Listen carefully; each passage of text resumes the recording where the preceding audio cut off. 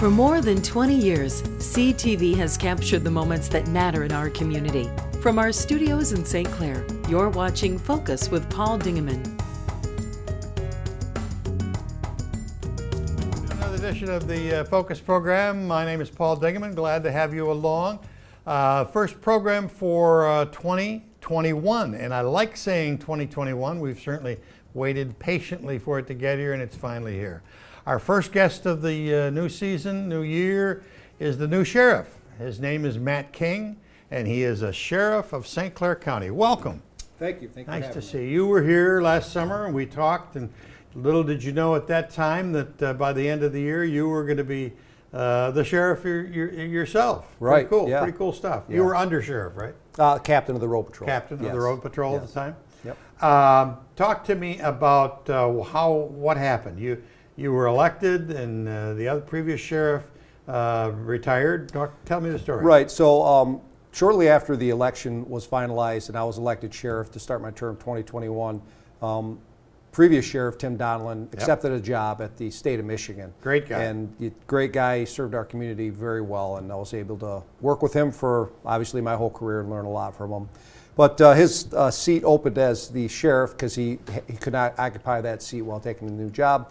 And there was a process put forth where you put an application in, and a board selected the interim sheriff, and I was selected as the interim sheriff for that remainder 6 weeks until I was sworn in for the beginning of my first official term starting January 1, 2021. So. But your career with the department stretches a great number of years, and you started out as a road patrol officer? Yes, yeah. In 1998, I started my position as a road patrol officer here in the sheriff's office. I had worked previously in the Detroit Police Department. Originally, did you? Yes, yep. I started there in 1996. So okay. I was there for 2 years, came back home. I've lived and been raised here in St. Clair County my whole life, and came back home to the sheriff's office here and been here for 22 years. I've worked through the ranks in just about every position you could on the road patrol side, and worked my way up to the road patrol captain. So I've been part of the administration for 3.5 years in that capacity. So when I was able to, and fortunate enough to get elected as the sheriff, had a lot of things going on with the sheriff's office already, and looked forward to continuing the good work that everybody there is doing. So, let's just sort of look at a couple of things that are going on currently. COVID-19 has affected your department in a couple of ways. One is the guys and ladies that are on the road, correct, how they control, and then recently there was a story in the Times-Herald about some infections of COVID at the jail. So let's start with the road patrol and say what that means. So, you know, when the pandemic originally came out, I was actually assigned to the Emergency Operations Center, and I was the law enforcement liaison for the pandemic. So I quickly learned a lot about medical terms and the pandemic, things that you don't think you're going to learn about in law enforcement. So we looked at how each of the professions in that room were going to handle their job, and obviously mine was law enforcement and corrections. And we had to take precautions for the calls and how we're handling certain things on the road patrol. And in the early stages, we weren't sure how infectious it was, how people reacted to the infection. So we really scaled back some of the things we did, and were more careful on how many people we came in contact with, tried to keep track of known homes with COVID infection, so that there were premise alerts for our deputies' safety. And it was very complicated, and you know, the law enforcement throughout the county, and certainly I can speak to the sheriff's department in particular, people just came to work and didn't skip a beat. And you know, they're human and had worries about taking this illness home and getting sick themselves, but they accepted precautions, worked around it, and they did a phenomenal job, continued to keep people safe in the county. So on the road, when they approach a vehicle or they approach a home, those kinds of things, how do they conduct themselves in reference to COVID themselves? Are they wearing masks? Are they? Sure. So early on, we really changed things abruptly, right? Our traffic stops, we're usually a distance away with the traffic stops. We knew right away that these could be okay until we start taking people out of a car if we need to search them or do further investigations. Then, we may ask them if it's applicable, if we can, depending on the situation, have you had any symptoms? Are you sick? Things like that. Going into homes, when we could, especially early on, we had people come out speak with us. Okay. But oftentimes in domestic situations or other types of crime scenes, we have to go in, and we just took precautions. If we were going into an area where a lot of people in a small combined place, we were giving the deputies the N95 masks to wear if they felt it was necessary, and extra PPE and things like that. So it depended on the circumstance, really. And we were fortunate not to get too many road patrol deputies to get COVID-19, but we did have some, and they've all recovered and come back. So. Okay, let's switch to the jail. Very confined area. People are there for incarceration. It's a small population, but it's they intermingle all day long, every day. So yeah, so the jail was a whole different challenge, if you will, and our corrections staff, started from the jail administrator all the way down, did a phenomenal job of finding ways to be able to track who's coming and going and where they're going and control where they're going. Early on, the governor set forth some emergency orders, and we worked with the judges and other law enforcement agencies to try to pare down the population in the jail as it was appropriate, right? There's certain people that need to be in jail, and letting them out's not an option. And there's other people that we had seen, maybe civil warrants and things like that we thought, it's best for them to not be in jail right now until we figure out how to handle this. So the first thing was to control the population, and then decide how much movement was going to happen within the jail. And a lot of moving parts. I could talk for hours on that in itself, but we stopped some programming where it was applicable. We started doing more video arraignments. We used to have one video arraignment. Now we have 5 video arraignment stands. So it was stopping the movement to and from the court system. Less interaction with people was the key, obviously, for everybody with COVID-19 pandemic. And then, of course, we started testing everybody that came into the facility. So every person who is incarcerated, may it be for a short period of time or perhaps they're getting sentenced for a long period of time, every intake is tested. So until the test results come back, they're put into a cell with other people that are tested at the same day, and they're tracked. And when the results come back, of course, if they're negative, they can be classified and go to the right location. So it's very complicated and always in a lot of moving parts. And the corrections facility, the deputies there, we have people in the facility who are incarcerated with COVID-19, and they have to go in there every day and still do their job. And much like the road patrol, they just came to work every day and served the public in their capacity. So I couldn't be prouder on how the people in our office reacted to it. the cases that are active now that are positive in the jail, are they separated from the rest of the population? Yes, that's correct. They're separated in a different location. And then, of course, if they were housed with people, those people are tested even if they're asymptomatic, and they're also kept away until we get those test results back. So it's very, very controlled.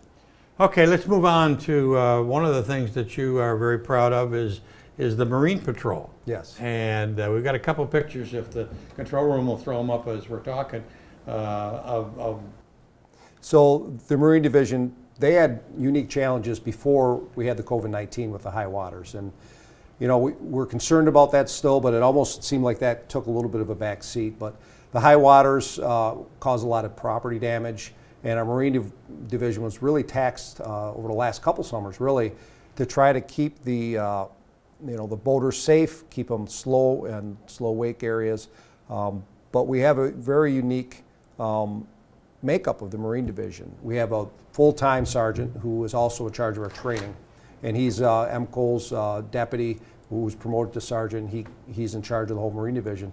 And the rest of the Marine Division are, they're not full-time deputies. They're part-time, and they work on a different capacity as the road patrol. And it's a unique group. They work very hard. They work all the hours, and nobody wants to work, trying to keep people on the road. Yeah, they work on weekends and holidays. Weekends, holidays, events where people want to have fun. And these people are, it's their second job, and they're coming and serving the county in their own capacity, and it's an important job. Are all the people on the Marine Division, they're deputized, but they're not full-time employees? Correct. They're volunteers? They're paid, but they're part-time, and they're they have to go through a Marine Academy and training and many of the same criteria, but on the water. Their powers are on the water. So yeah, they've got full-time jobs, and they're still out there working part-time in a capacity to help the county.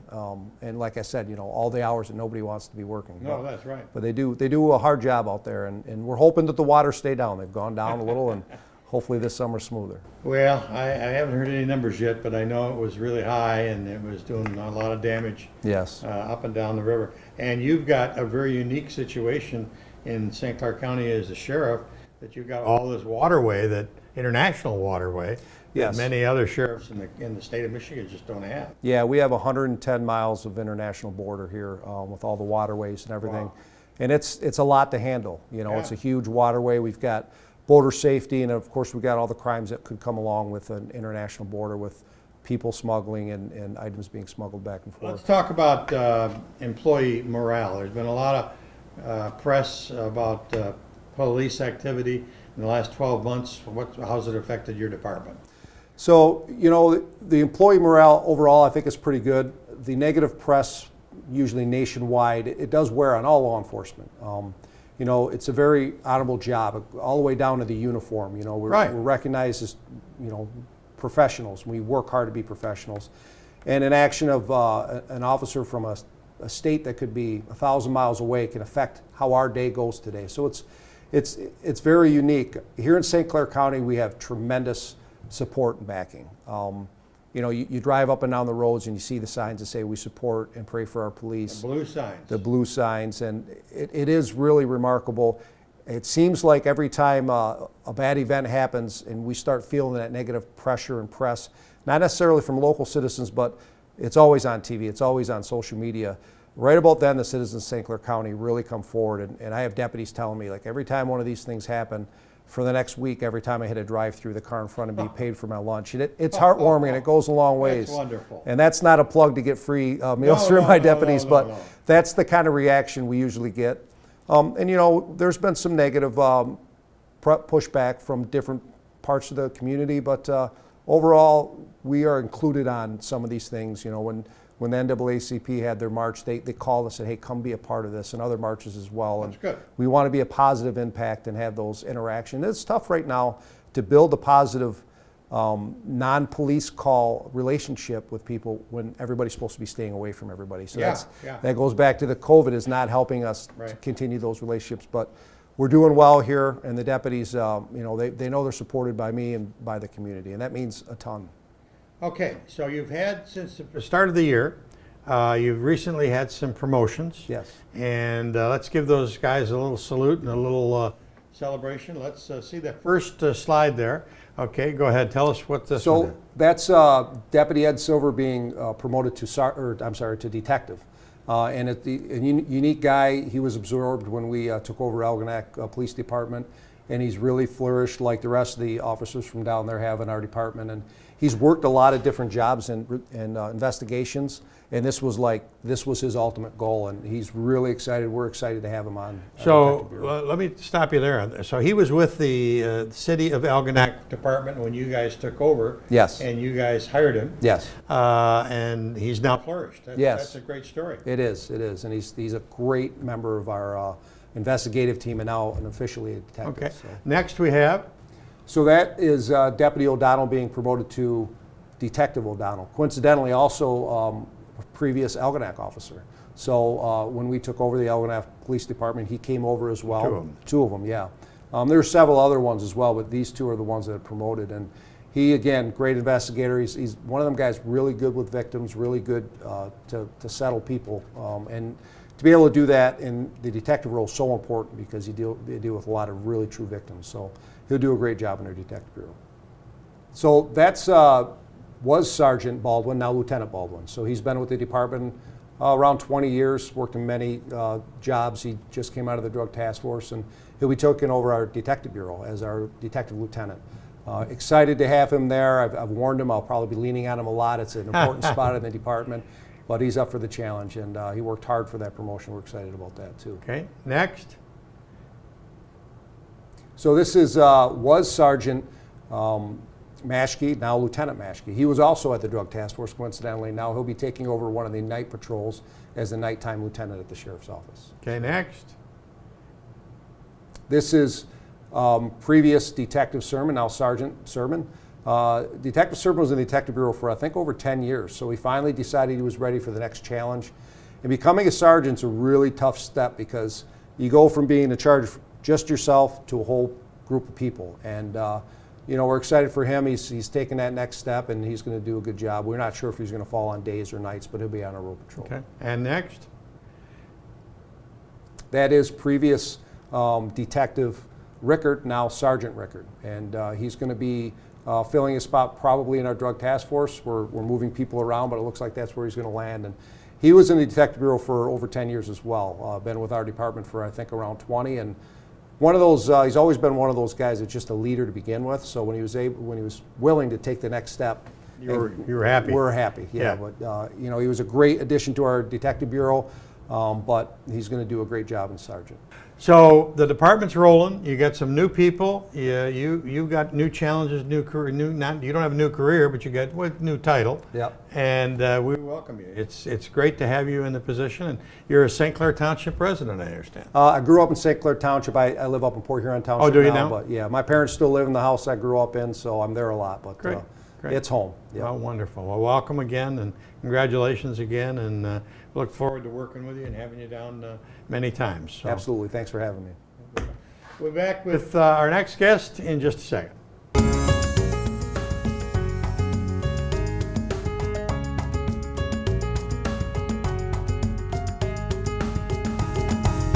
At the top of the show, it's the beginning of January, and everybody decides they're going to lose weight and they're going to start exercising, et cetera, et cetera. We've got a venue for you to do that at.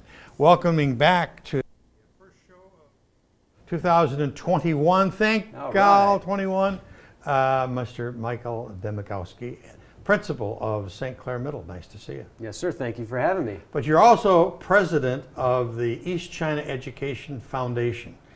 What is that? Well, first, I have the honor of holding that title, so thank you. The East China Educational Foundation is part of the St. Clair County Community Foundation. We provide enrichment opportunities and supplemental opportunities for the students and staff within the school district of East China. Okay. And it's been going for numbers of years. You've got some fun, but you always have a need to raise money because you give out money. Yeah, there's always a need to raise money. We try to support the teachers and students, like I said, and the staff of the district with those supplemental items. So we do a couple different fundraisers each year. We've done them for the last 10 to 15 years, and we award grants. We allow the teachers to apply for grants twice per year, once in the fall and another time in the late winter. And the teachers can apply for those grants. We award those grants, and the teachers can purchase things with those monies. So you and I are going to talk about a 5K run, which is coming up the first part of February. Yeah, we're very excited about this. We're doing it a little bit different. It's happening on Saturday, February 13th, and it's virtual this year, so that means it doesn't have to be a run outside in the snow. It could be anything, and I'm excited to talk about that. Okay. Well, we'll get to it, but let's give the audience a brief overview of what the grants are and how the money is distributed.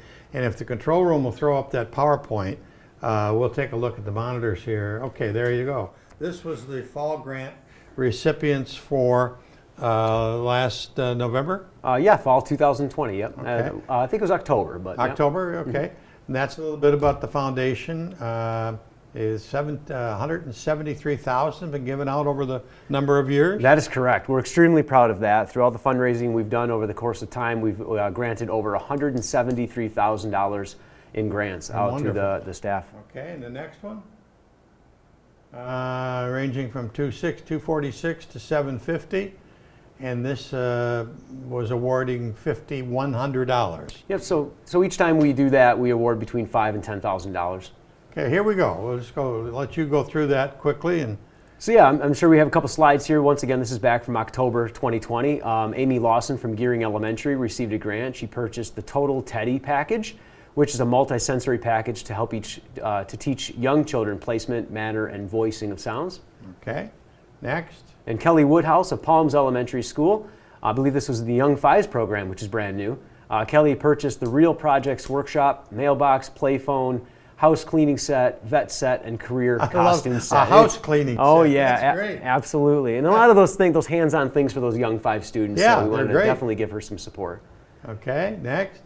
Twyla Waite of Riverview East, she purchased an SLR camera to use for her school yearbook. Okay, next. And then we have Nicole Denny of Bell River Elementary School. Nicole purchased STEM-related activities exploring concepts such as gravity, geology, circuits, structures, energy, magnetism, and electricity. So real cool STEM activities. Okay.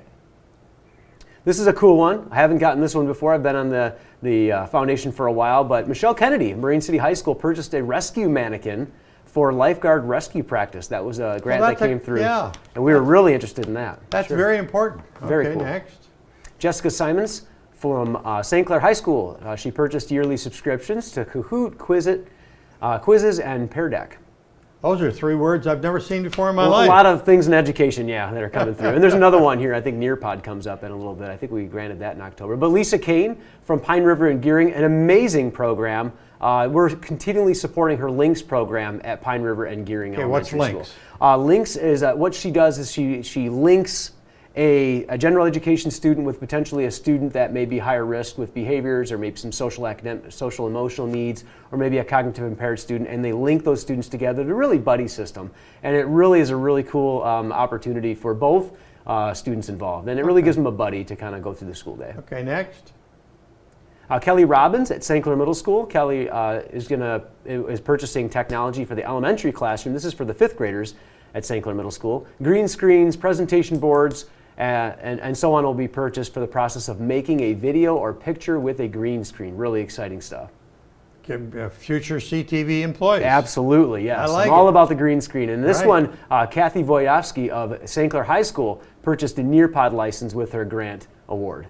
Okay, what's a Nearpod do? A Nearpod license is basically, it's an interactive software presentation to where it gives teachers the opportunity to have students in the classroom or virtual. So, because right now the secondary teachers especially are having students virtual and in the classroom, but it gives them interactive presentations that contain quizzes, polls, videos, collaborative boards, and so on and so forth. It's a way that they can interact together. Okay, next.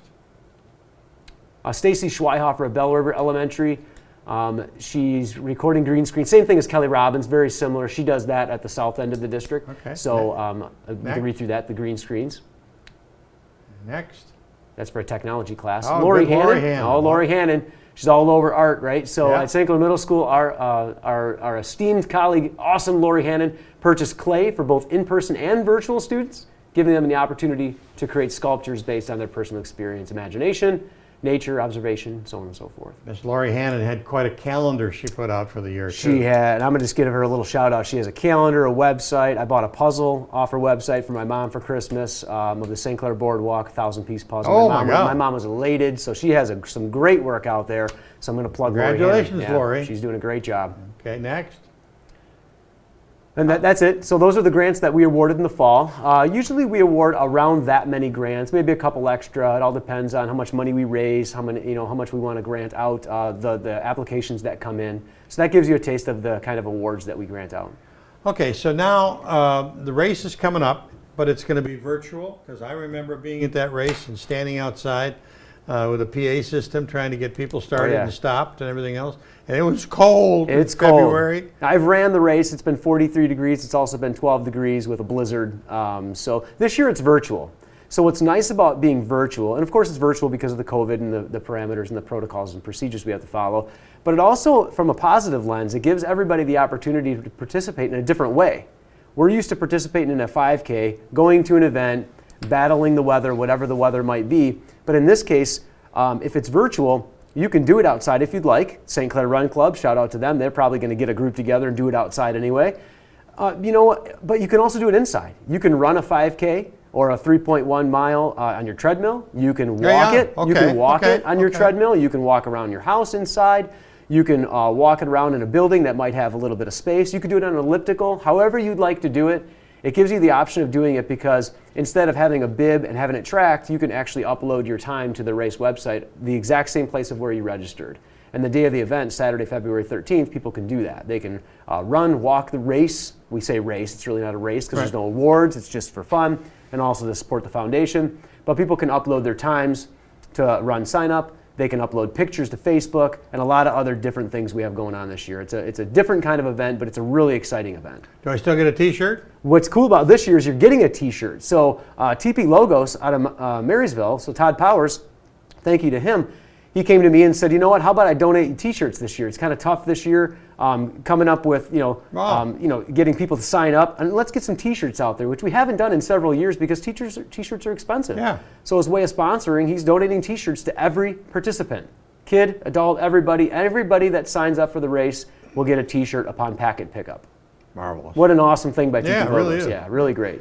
So if people want more information, I think we've got a slide there too, if you'll throw that up about the race. But if they want to get more information, where do they contact? What do they do? The best way is honestly just searching Chilli Heart 5K, just in Google or any of your search engine. But if you're on Facebook, search Chilli Heart 5K on Facebook. That's a really great way to find it because there's an event page, there's a group page. If you search Chilli Heart 5K in Facebook, you'll find the registration link. There's a lot going on. I actually created a video the other day with my green screen, just kind of promoting Chilli Heart, explaining more ins and outs about the flyer, about what it's all about, and so on and so forth. And the swag bag we have this year, and everybody gets a medal, everybody gets discount cards, everybody gets a t-shirt, a lot of swag and merchandise. Sounds pretty cool. Yeah, swag and merchandise from local businesses, and every 17 years and under, gets a participatory certificate as well.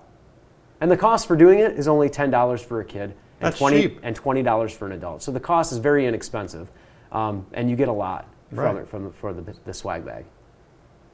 Principal Demagowski, thank you for your time and your enthusiasm. And I think you're going to raise a lot of money that you'll put right back into the schools. That's right. We take all that money, we put it right back into the schools, right back into the staff's hands so they can, do those extras and those enrichment opportunities, which they much deserve, especially this year with how hard everyone's working. Right. His name is Michael Demagowski. He's the principal of St. Clair Middle and also, as he said at the beginning, or we said, president of the East China Education Foundation. Good guy to have around. That's about it for this first edition of the Focus program for 2021. Everybody cheer, yay, 21. We finally got through 20. And until next time, Paul Dingeman. See you soon. Thanks for watching Focus with Paul Dingeman. Focus is produced at the CTV Community Television Studios in St. Clair. For over 20 years, CTV has captured the moments that matter to our community.